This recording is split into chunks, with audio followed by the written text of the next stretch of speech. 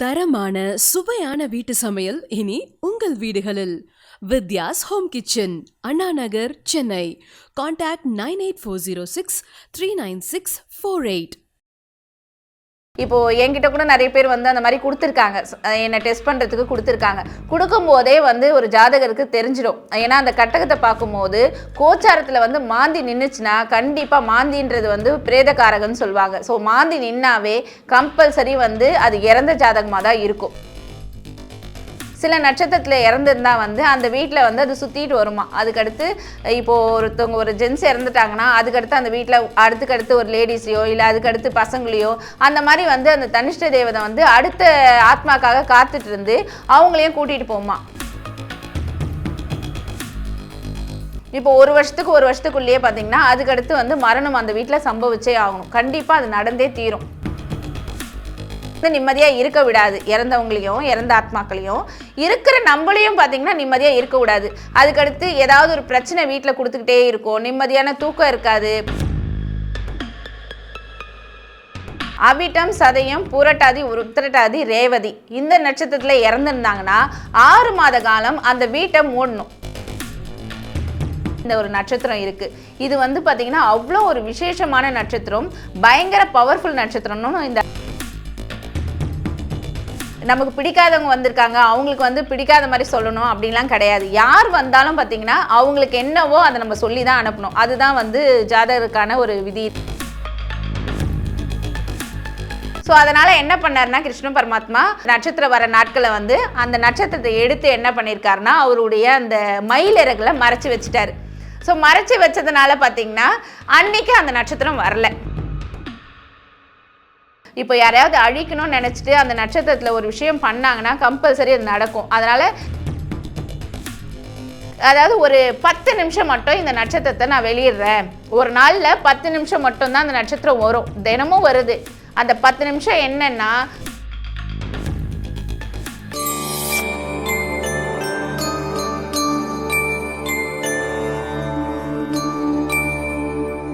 வணக்கம் நேர்களே, இன்னைக்கு நம்ம கூட நாகசக்தி அருள்வாக்கு ஜோதிடம்ல இருந்து கோமலகாந்தி அவர்கள் வந்திருக்காங்க. அவங்க கிட்ட பேசலாம். வணக்கம். வணக்கம். இப்போ இறந்தவங்களுக்கு வந்து ஜோதிடம் பார்க்க கூடாது அப்படின்னு சொல்றாங்க. இருக்கக்கூடியவங்களுக்கு வாழக்கூடியவங்களுக்கு ஜாதகம் பார்க்கலாம், இறந்தவங்களுக்கு ஜாதகம் பார்க்க கூடாதுன்னு சொல்றாங்க. அது உண்மைதானா?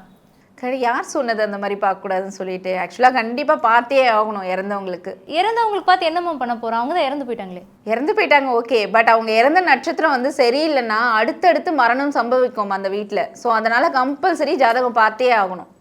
இப்போ நம்ம இதை நகைச்சுவையாக பார்த்துருப்போம். ஒரு படத்தில் வந்துட்டு ஜாதகம் கொண்டு போய் கொடுக்கும்போது இறந்தவங்கள உயிரோடு இருக்கிறதா வந்து சொல்லுவாங்க இல்லையா? அந்த மாதிரி கொண்டு போயிட்டு ஜாதகங்கள்லாம் கொடுத்து சில இடங்களில் பார்க்குறதும் இருக்குது. ஜோதிடர்களை வந்து செக் பண்ணுற விஷயங்களும் இருக்குல்ல. அப்படி இருக்கும்போது நிறைய பேர் சொல்லியிருக்காங்க இது பார்க்கவே கூடாது, இது இருக்கக்கூடிய நபரோடதே கிடையாதுன்னு மூடி வச்சிடுறாங்க. அதுவும் நம்ம பார்க்குறோம்ல. இல்லை அந்த மாதிரி வந்து பார்க்கக்கூடாது. அதாவது இப்போ எடுத்துகிட்டு வந்து இப்போ ஜாதகம் காமிச்சு இந்த ஜாதகம் பாருங்க அப்படின்னு சொன்னாங்கன்னா அதை பார்க்கக்கூடாது. இறந்த ஜாதகத்தை, அதாவது அவங்களுடைய பிறப்பு கட்டத்தை வச்சு ஜாதகம் பார்க்கக்கூடாது.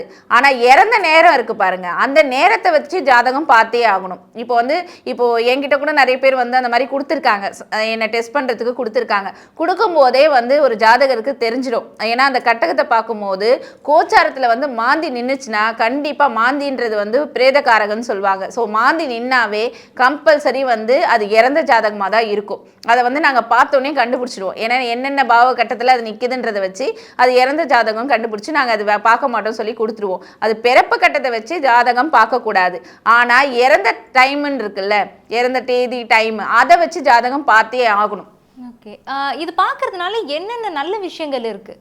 இப்போ பார்த்தீங்கன்னா ஜாதகம் இது பார்த்தே ஆகணும். ஏன்னா பிறப்புக்கு மட்டும் இல்லை, இறப்புக்கும் பார்த்தாகணும். இறப்புக்கு வந்து இப்போது பிறந்த நட்சத்திரம் என்னன்னு நம்ம தெரிஞ்சுக்கிறோம்ல, அதே மாதிரி இறந்த நட்சத்திரம் தெரிஞ்சிட்டா தான் வந்து நம்ம அதுக்கடுத்து அவங்களுக்கு வந்து இப்போது வந்து 27 நட்சத்திரம் இருக்குதுன்னு உங்களுக்கு தெரிஞ்சிருக்கும். ஆனால் அதில் 13 நட்சத்திரம் வந்து இந்த மாதிரி வந்து ஆகாத நட்சத்திரமாக இருக்குது. அதாவது இப்போது நார்மலாக வந்து சில நட்சத்திரத்தில் இறந்தாங்கன்னா அந்த ஆத்மா வந்து டைரெக்டாக வந்து மேலே போய் சேர்ந்துடும்.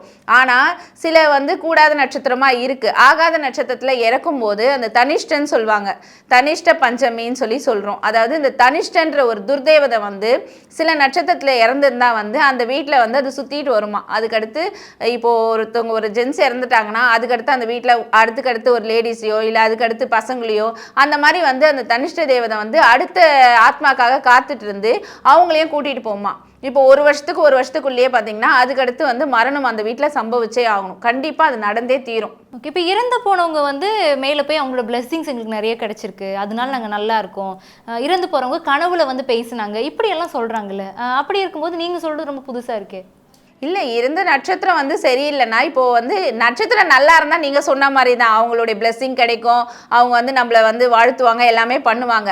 ஆனால் அவங்களே இறந்தவங்களே மேலே போகாமல் இங்கேயே சுற்றிட்டு இருக்கும்போது அவங்க எப்படி நமக்கு நல்லது பண்ண முடியும்? அவங்கள வந்து எனக்கு வந்து என்னுடைய ஆத்மா வந்து தெய்வத்துக்கிட்ட போய் சேரணும் அப்படின்னு சொல்லிட்டு நம்மளக்கிட்ட வந்து கேட்பாங்க. அந்த மாதிரி கேட்கறதுனால அந்த தனிஷ்ட தேவதையும் அவங்க இங்கே தான் வச்சுருக்கோம். அவங்களையும் வந்து நிம்மதியாக இருக்க விடாது, இறந்தவங்களையும் இறந்த ஆத்மாக்களையும். இருக்கிற நம்மளையும் பார்த்தீங்கன்னா நிம்மதியாக இருக்கக்கூடாது.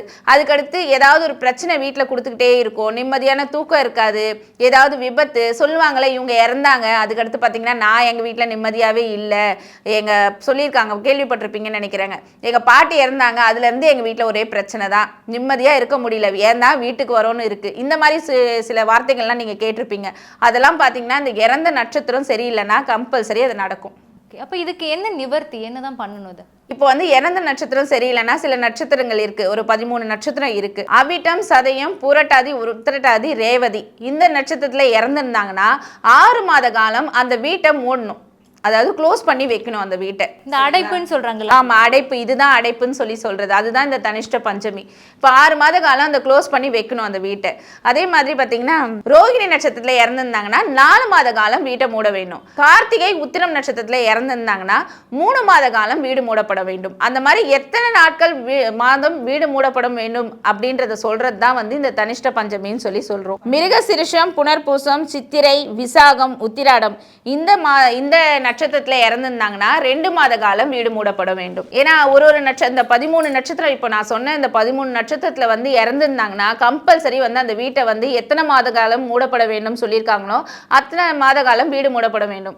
இப்போ நீங்க கேட்கலாம், இப்போ வீடை நாங்கள் க்ளோஸ் பண்ணிட்டு எங்க போய் இருக்கிறது, இந்த மாதிரி எங்களால் பண்ண முடியாது, அடுத்த வீடு இல்லை, நாங்கள் எங்க போறதுன்னு சொல்லிட்டு நிறைய பேர் கேட்பாங்க. அதுக்கு என்ன பண்றதுன்னா அந்த ஒரு நல்ல இந்த இரும்பு பாத்திரம் வாங்கிட்டு அதுல நல்லெண்ணெய் ஊற்றி வச்சுட்டு எல்லாருமே வந்து அந்த முகத்தை வந்து, அதாவது வெண்கல கிண்ணம்னு சொல்லுவாங்களே, அந்த வெண்கல கிண்ணத்துல எல்லாருமே வந்து முகத்தை பார்க்கணும். அந்த வீட்டில் எத்தனை பேர் இருக்காங்களா, இப்போ ஒரு கம்பல்சரி இப்போ ஒருத்தவங்க வீட்டில் இறந்துருக்காங்க, அந்த வீட்டில் ஒரு 5 பேர் இருந்தாங்கன்னா அந்த 5 பேருமே அந்த முகத்தை வந்து அந்த எண்ணெயில் வந்து பார்க்கணும். சப்போஸ் வந்து ஒரு 3 பேர் தான் இருக்காங்கன்னா அந்த 3 பேரும் கம்பல்சரி பார்த்தாகணும். அப்படி பார்த்துட்டு அதில் விளக்கு ஏற்றி வைக்கணும்.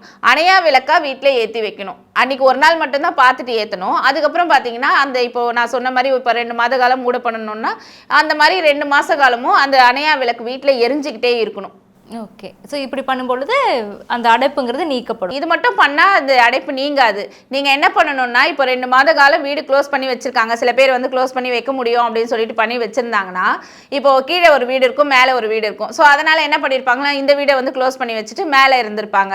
ஸோ அப்படி என்ன பண்ணும்போது திரும்ப வந்து ஓப்பன் பண்ணுற காலகட்டம் வந்துடுச்சு அப்படின்ற பட்சத்தில் அதை ஓப்பன் பண்ணிவிட்டு என்ன பண்ணணும்னா ஒயிட் வாஷ் பண்ணிடணும். ஒயிட் வாஷ் பண்ணிவிட்டு கணபதி பூஜை அந்த வீட்டில் போட்டுடணும். அப்படி போட்டோன்னா அந்த அடைப்பு நீங்கிடும். அதே மாதிரி இப்போ நீங்கள் அணையா விளக்கு ஏற்றி வச்சுருக்காங்க சில பேர், அவங்க என்ன பண்ணணும்னா அந்த விளக்கை எடுத்துகிட்டு போயிட்டு நவதானியம் போட்டுட்டு சிவன் கோயிலில் இருக்கிற நவகிரகங்களுக்கு விளக்கேற்றி வச்சுட்டு, அதாவது இந்த விளக்கு இங்கேருந்து எடுத்துகிட்டு போயிட்டு அங்கே திரும்பவும் விளக்கேற்றிட்டு திரும்பி பார்க்காம வந்துட்டே இருந்துடணும். ஸோ இந்த மாதிரி பண்ணும்போது அந்த அழைப்பு நீங்கி அந்த ஆத்மா வந்து மேலோகம் போய் சேரும். அந்த தனிஷ்டன்ற அந்த கெட்ட தேவதை துர்தேவதையும் பார்த்தீங்கன்னா உங்கள் வீட்டை விட்டு போயிடும். இப்படி இந்த மாதிரி ஆத்மா சாந்தி அடையாததுக்கு காரணம் கர்மாவா? கர்மா வந்து எந்த மாதிரியான வினை செயல்கள் எல்லாம் செய்யுது? கர்மானா பார்த்தீங்கன்னா நம்மளுடைய செயல் தான் வந்து கர்மா. அதாவது நம்ம நல்லது செஞ்சால் நல்லது நடக்கும், கெட்டது செஞ்சால் கெட்டது நடக்கும் அப்படின்றத வச்சு தான் வந்து கர்மா வேற, விதி வேற. இப்போ விதின்றது வந்து தெய்வம் நமக்கு இதுதான் வந்து நிர்ணயிச்சுட்டு அனுப்புறது. ஆனால் கர்மாவை பார்த்தீங்கன்னா நம்ம உருவாக்கிறோம். அதாவது நம்ம செய்கிற செயல்கள் தான், நம்ம தேவையில்லாத பார்த்தீங்கன்னா கெட்ட விஷயங்கள் செய்கிறோம், நல்ல விஷயங்கள் செய்கிறோம், அதெல்லாம் தான் நம்மளுடைய கர்மாவை வருது. இப்போ பார்த்தீங்கன்னா கர்மா வந்து 3 விதமாக பிரிச்சிருக்காங்க. சஞ்சித கர்மா, பிராப்த கர்மா, ஆகமிய கர்மான்னு சொல்லிட்டு 3ஆ பிரிச்சிருக்காங்க. இப்போ இந்த சஞ்சித கர்மா என்னன்னா, அதாவது நம்ம முன்னோர்களுடைய பதிவு, நம்ம போன ஜென்மத்தில் செஞ்ச பதிவு, போன ஜென்மத்தில் நம்ம செஞ்ச அந்த கர்மாக்கள் எல்லாம் பார்த்தீங்கன்னா நமக்கு வந்து இந்த ஜென்மத்தில் வரும்.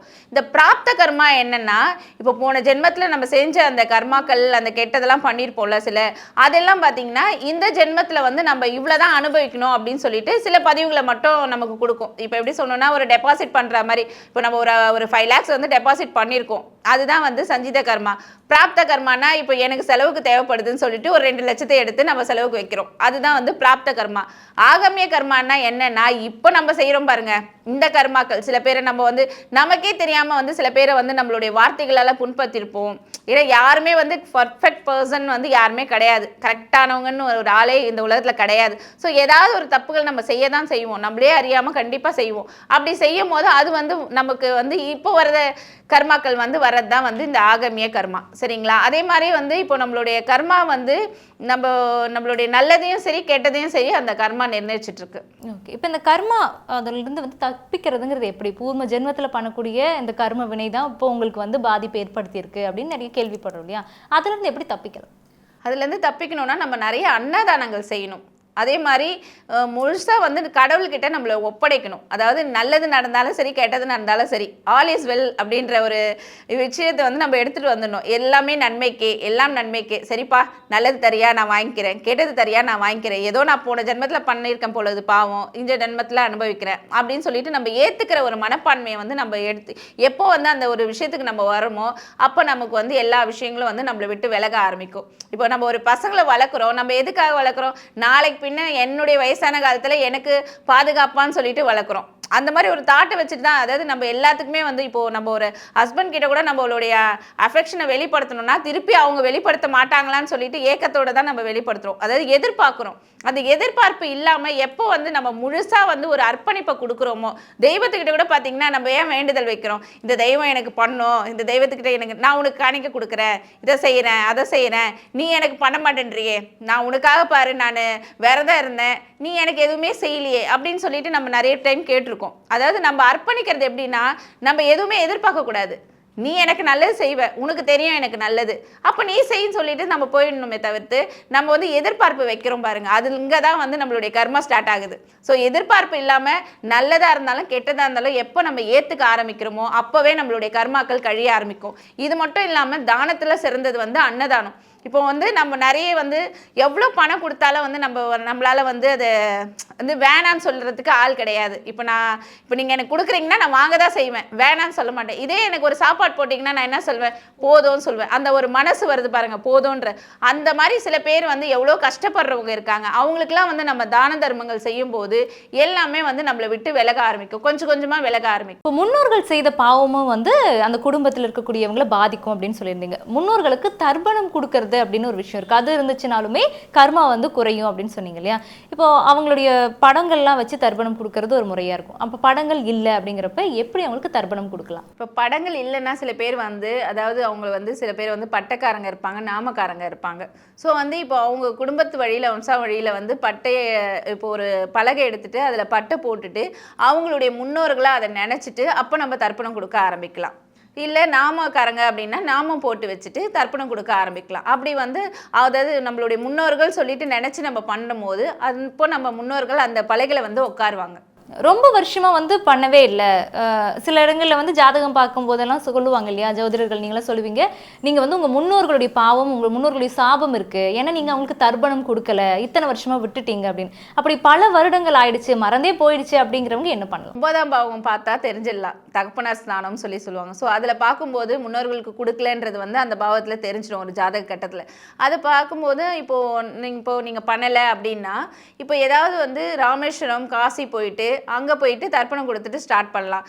இதுக்காக எங்களால் ராமேஸ்வரம் போக முடியாது, காசிக்கு போக முடியாது, அந்தளவுக்கு எங்களுக்கு சூழ்நிலை இப்போது வரல அப்படின்னு நினைக்கிறவங்க பார்த்தீங்கன்னா, ஏதாவது இந்த கடல் இருக்குது பாருங்கள், இப்போ பீச் இருக்குது. ஸோ பீச்சுக்கு போயிட்டு பீச் பக்கத்தில் உட்காந்து ஏதாவது ஒரு பீச் போகலாம், இந்த பீச் தான் அந்த பீச் தான் கிடையாது, ஏதாவது ஒரு பீச் போயிட்டு அங்கே வந்து ஒரு ஐயரை வச்சு தர்ப்பணம் கொடுத்துட்டு அதுக்கடுத்து வந்து அந்த இப்போது திதிலாம் வந்து அவங்களுக்கு தெரிஞ்சிருந்தா அந்தந்த திதிகள் பார்த்து அந்த டைமில் வந்து திரும்ப வந்து கண்டினியூ பண்ணிக்கலாம். ஓகே, இப்படி நம்ம இந்த திதிகள்லாம் கொடுக்கவே இல்லை, மனம் மறந்தே போயிடுச்சுன்னா அந்த பாதிப்பு அந்த குடும்பத்துல எந்த அளவுக்கு இருக்கும்? பாதிப்பு பார்த்தீங்கன்னா அதிக அளவு இருக்கும். கல்யாணமே நடக்காது. ஏதாவது மேரேஜ்க்கு வந்து பொண்ணு வீட்டில் கை நினச்சிட்டு வந்தால் கூட பார்த்தீங்கன்னா மேரேஜ் நிற்கிற அளவுக்கு போயிடும். குழந்தை வந்து பிறக்காது. குழந்தை தள்ளிக்கிட்டே போகுது. 3 வருஷம் ஆகுது, 4 வருஷம் ஆகுது கல்யாணம் ஆகிட்டு, எங்களுக்கு மேரேஜ் ஆகிட்டு, ஆனால் குழந்தை இல்லைன்னு சொல்லிட்டு இந்த குழந்தையின்மை பிரச்சனை இருக்கும். அதே மாதிரி தொழில் பிரச்சனை, வேலை இல்லாமல் இருக்கும். அது மாதிரி நிறைய பிரச்சனைகள் வீட்டில் இருந்துக்கிட்டே இருக்கும். ஓகே. இப்போ தர்ப்பணம் கொடுக்கும்போது இது எல்லாமே எல்லாமே நிவர்த்தி ஆகும். அதாவது முன்னோர்களை சாபம் வச்சுட்டு நம்ம என்னதான் நம்ம எந்தெந்த தெய்வம் கோயிலுக்கு போயிட்டு வேணாலும் சரி, எவ்வளோ பரிகார பூஜை பண்ணாலும் சரி, முன்னோர்களுடைய சாபத்தை வச்சுட்டு நம்ம பண்ணால் அது வேஸ்ட்டு தான்.